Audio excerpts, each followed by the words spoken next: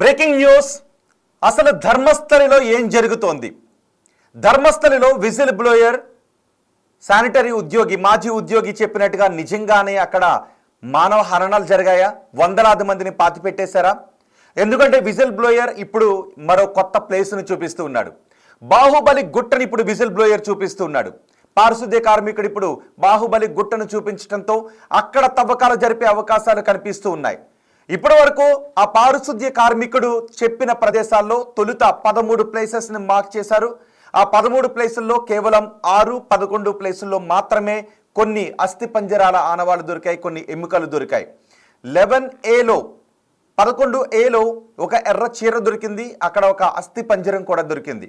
కానీ మిగిలిన ఎక్కడా కూడా అతను చూపించిన ఎక్కడా కూడా చూడండి ఒకసారి, ఆ నల్లటి ముసుగులో కనిపిస్తున్న వ్యక్తి చెప్పిన మిగతా ఏ ప్రదేశాల్లోనూ ఎముకలు దొరకలేదు, మనుషులను పాతిపెట్టిన ఆనవాళ్ళు ఎక్కడా కూడా దొరకలేదు. నిన్న మరో గుట్టను చూపించాడు, మరో ప్రదేశాన్ని చూపించాడు. అక్కడ ఒక బాలికను, స్కూల్ యూనిఫామ్తో ఉన్న ఒక బాలికను పాతిపెట్టేశాను అని చెప్పాడు. ఈరోజు బాహుబలి గుట్టలో బాహుబలి దిగంబరుడిగా మనకి కనిపిస్తూ ఉంటాడు. ఎవరైనా ధర్మస్థలికి వెళ్ళిన వాళ్ళు, ఆ బాహుబలి గుట్టకు వెళ్ళిన వాళ్ళు ఆ ప్రదేశం చాలా క్లియర్గా తెలుస్తూ ఉంటుంది. బాహుబలి గుట్ట పైన బాహుబలి దిగంబరుడుగా ఉండి పెద్ద విగ్రహం మనకి కనిపిస్తుంది. ఆ ఏరియా కూడా ఆ చుట్టుపక్కల చాలా దట్టమైన చెట్లు ఉంటాయి, చాలా విస్తీర్ణం కూడా చాలా ఎక్కువగా ఉంటుంది. మరి ఇప్పుడు ఆ బాహుబలి గుట్టలో ఎక్కడ తవ్వే అవకాశాలు ఉన్నాయి? ఇప్పుడు ఆ బాహుబలి గుట్ట దగ్గరకే సిట్ అధికారులు వెళుతూ ఉన్నారు. ఆ బాహుబలి గుట్టను తవ్వితే చాలా ఎక్కువ అస్థి పంజరాలు దొరికే అవకాశం ఉంటుంది అని అతను చెప్తూ ఉన్నాడు. దీంతో ఇప్పుడు ఆ విజిల్ బ్లోయర్ పైన అనుమానాలు వ్యక్తం చేస్తున్నాడు. చూడండి ఒకసారి, ఆ వ్యాన్లో ఆ నల్లటి ముసుగు వేసుకొని కనిపిస్తున్న వ్యక్తి, ఇప్పటి వరకు కూడా వ్యక్తి అసలు ముఖం ఎలా ఉంటుందో బయట ప్రపంచానికి తెలీదు.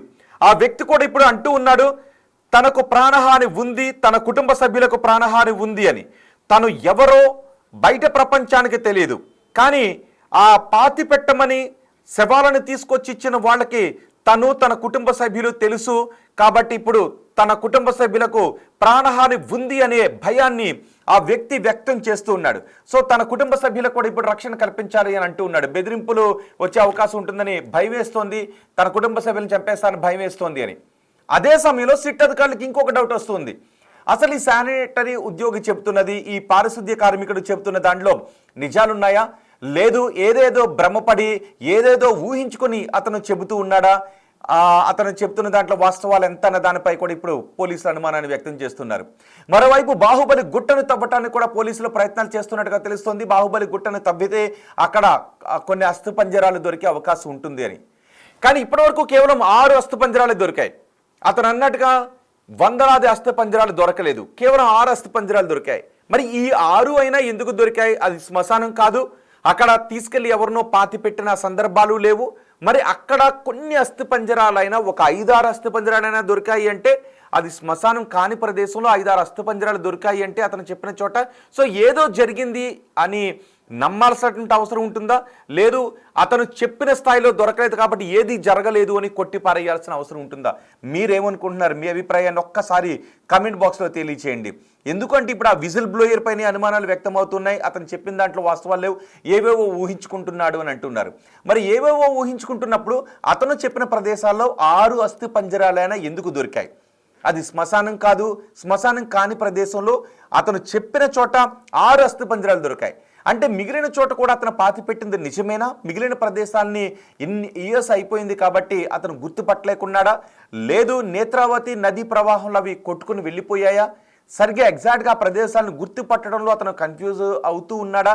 ఏం జరుగుతోంది అనే డౌట్స్ కూడా వ్యక్తం అవుతున్నాయి. అందుకే ఈ విషయంలో నిజాలను నిగ్గు తేల్చాలి అనే కొన్ని అనుమానాలు ఆ విజిల్ బ్లోయర్ పైనే, ఆ పారిశుద్ధ్య కార్మికుడి పైన వ్యక్తమవుతూ ఉన్నప్పటికీ ఒక 6 అస్థి పంజరాలనే దొరికాయి.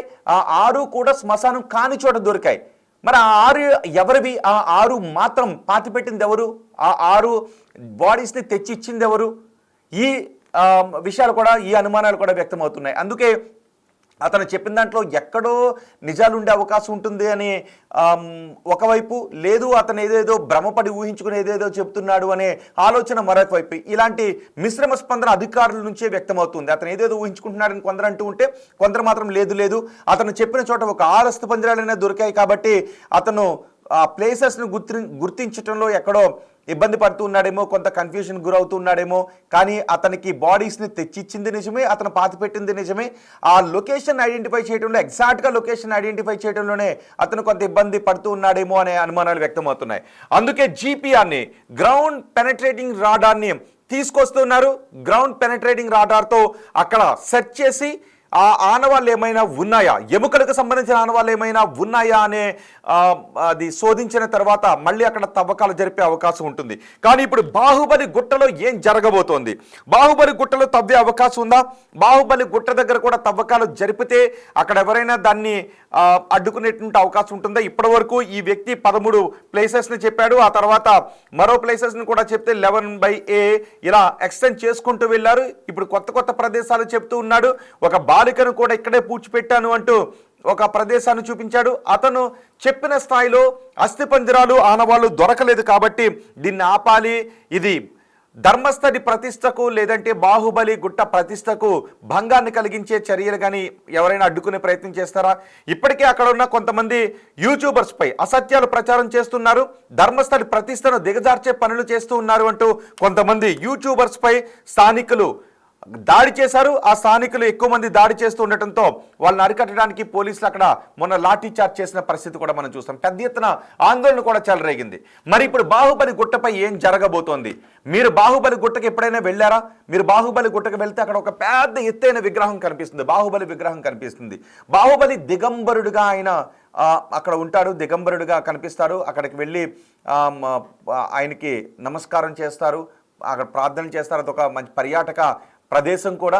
సో బాహుబలి గుట్టకు వెళ్ళిన వాళ్ళకి ఆ గుట్ట చాలా ఐడియా ఉంటుంది.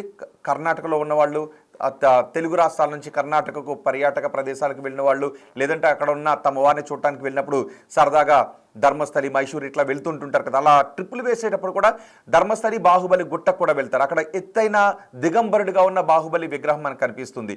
ఆ బాహుబలి గుట్ట చుట్టూనే కొన్ని శవాలను పాతి పెట్టారని చెప్తున్నాడు. ఇప్పటి వరకు నేత్రావతి నది ఒడ్డున పాతి పెట్టానని చెప్పాడు. ధర్మస్థలిలో ఇక్కడిక్కడ పాతి పెట్టాను, ఆ రోడ్డు పక్కన పాతి పెట్టానని చెప్పాడు. అక్కడ ఏమీ దొరకలేదు, అనుకున్న స్థాయిలో దొరకలేదు. మరి ఇప్పుడు బాహుబలి గుట్ట అని అతను ఎందుకు చెప్తున్నాడు? నిజంగానే అతను బాహుబలి గుట్ట దగ్గర బాడీస్ని పాతి పెట్టాడా? ఇది నిజమేనా? దీన్ని నమ్మాలా?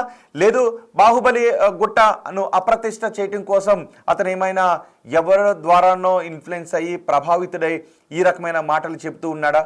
కొంతమంది అధికారులు మాత్రం ఇవే అనుమానాల్ని వ్యక్తం చేస్తున్నారు. ఇప్పుడు బాహుబలి గుట్టను తవ్వటానికి కూడా అవకాశాలు ఉన్నాయి. బాహుబలి గుట్ట దగ్గర ఇప్పుడు జీపీఆర్తో కూడా సెర్చ్ చేసే అవకాశాలు ఉన్నాయి. బాహుబలి గుట్ట దగ్గర జీపీఆర్తో సెర్చ్ చేసిన తర్వాత ఆ లోపల ఆ భూమి పొరల్లో ఏవైనా కొన్ని మీటర్లు, కొన్ని అడుగుల లోతులో ఏవైనా ఎముకలు, మానవ అవశేషాలు ఉన్నా, నిజానికి అక్కడ ఏదైనా చిన్న చిన్న గుడ్లు లాంటివి ఉన్నా, ఐరన్ లాంటివి ఉన్నా, ఏదున్నా కూడా, రాళ్ళున్నా, ఇవన్నీ కూడా జీపీఆర్లో చాలా స్పష్టంగా తెలిసిపోతాయి. ఎముకల ఆనవాళ్ళు ఉన్నా కూడా తెలిసిపోతాయి. సో ఇప్పుడు తవ్వుతూ ఉన్నట్లయితే ఒక ప్రదేశంలో ఒక 15 అడుగుల వెడల్పు, 8 అడుగుల లోతులో తవ్వటం అనేది కొంత కష్టసాధ్యంతో కూడుకున్నటువంటి పని. ప్రతి చోట ఎంత విస్తీర్ణంలో తవ్వాలి అనేది. ఒకవేళ మార్క్ చేసిన ప్రదేశానికి కొంచెం ఆ మార్క్ చేసిన ప్రదేశంలోనే తవ్వుతారు. కానీ మార్క్ చేసిన ప్రదేశంలో 1 మీటర్ అటు ఇటు ఉంటే అక్కడ తవ్వకపోతే ఆ ప్రదేశంలో ఒకవేళ ఎముకలు ఉండే అవకాశం ఉంటుందేమో ఇతను గుర్తించడానికి. ఇప్పటికే 10 ఇయర్స్ అయిపోయింది. 2014 వరకు ఈ పాతి పెట్టానని చెప్తున్నాడు. ఆ తర్వాత మానేశాడు. ఇప్పటికే 10 ఏళ్ళు అయిపోయింది కాబట్టి కొంచెం అతను ఎగ్జాక్ట్ ప్లేస్ని గుర్తుపట్టలేకపోతున్నాడు. అక్కడ కొన్ని చెట్లు మొలిచేసాయి, కొంత స్వరూపం కూడా, భూమి స్వరూపం కూడా మారిన పరిస్థితి కనిపిస్తూ ఉంది. కాబట్టి అతను ఎగ్జాక్ట్గా గుర్తించడం ఏదైనా విఫలమవుతున్నాడా?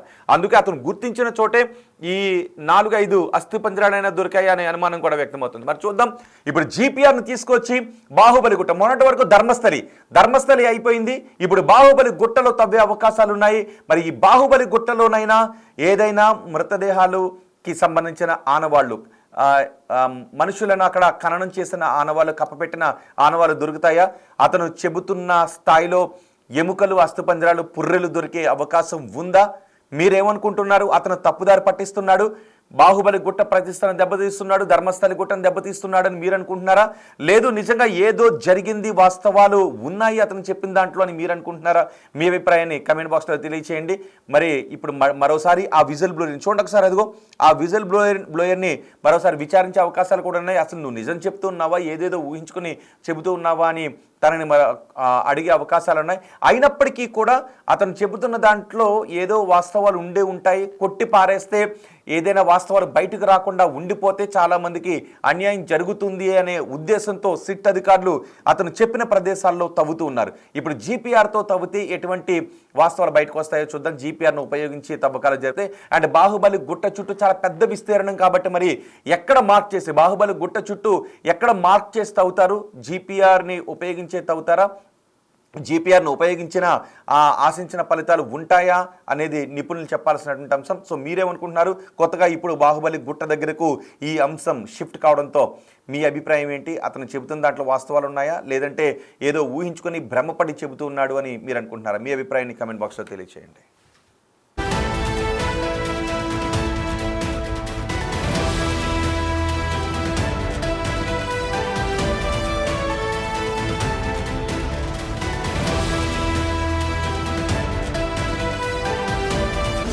The Big Folk Night 2025 celebrating the soul of Telangana.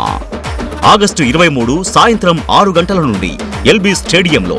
Tickets booking కోసం ఎంట్రీ వాలా యాప్ను డౌన్లోడ్ చేసుకోండి.